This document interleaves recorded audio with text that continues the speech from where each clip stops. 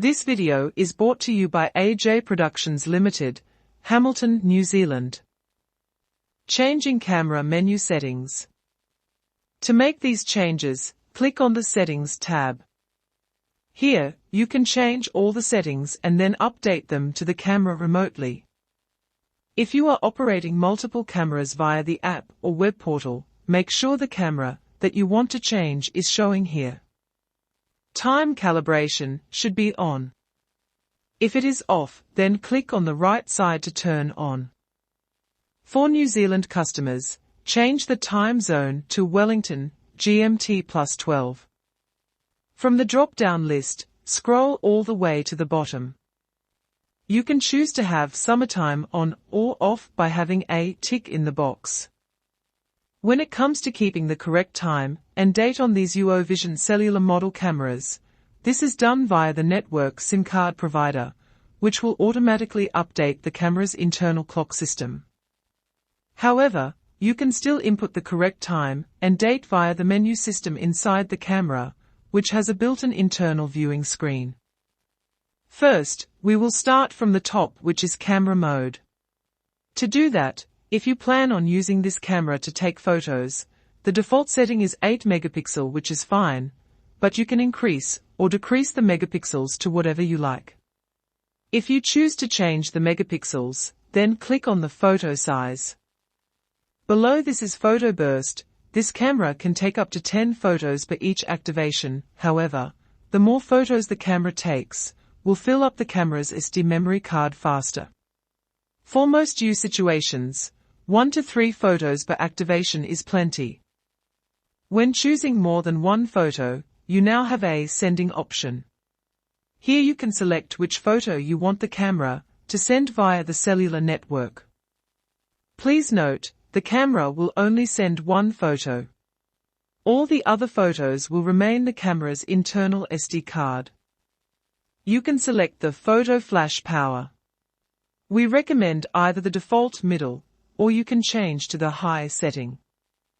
Next, towards the bottom right is a down arrow.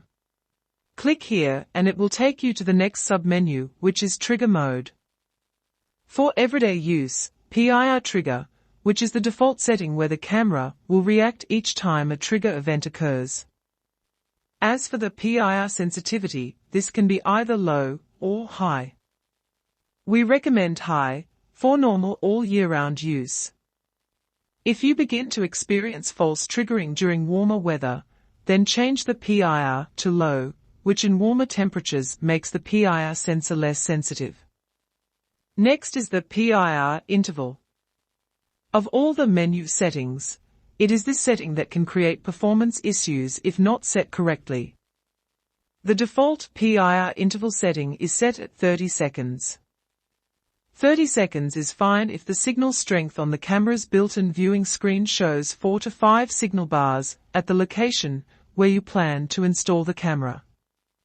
If the camera's built-in viewing screen only shows 3 bars, we find by increasing this to between 40 seconds to even 1 minute, then the camera will work without issues.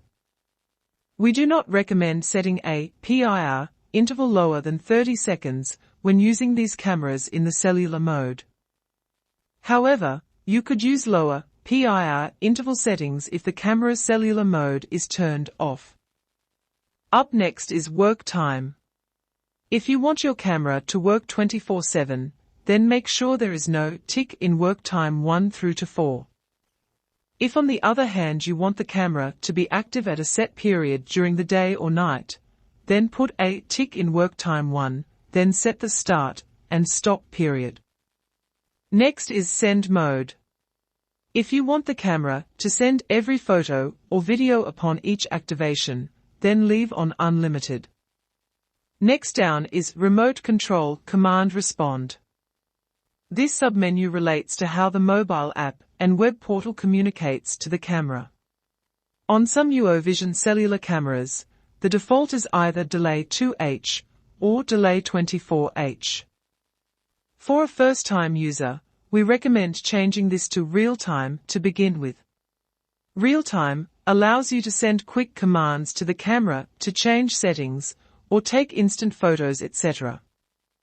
However, in real time, this will increase battery consumption. Once you get to know the ins and outs of the camera, then maybe change back to delay 2H, and the internal battery consumption will last much longer. Rename is next.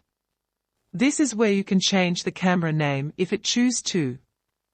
The next submenu down is Overwrite. If this feature is on, the memory card inside the camera will never fill up, and it will just keep overriding earlier photos or video. If you want to retain all photos or video taken by the camera, then change to Off. The next submenu down is GPS.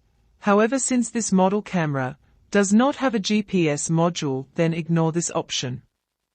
Finally, after changing all these menu settings, you now need to go to the bottom of the page and click Apply to Device. Now that your UOVision cellular camera is all set up, you can take it out into the field and enjoy.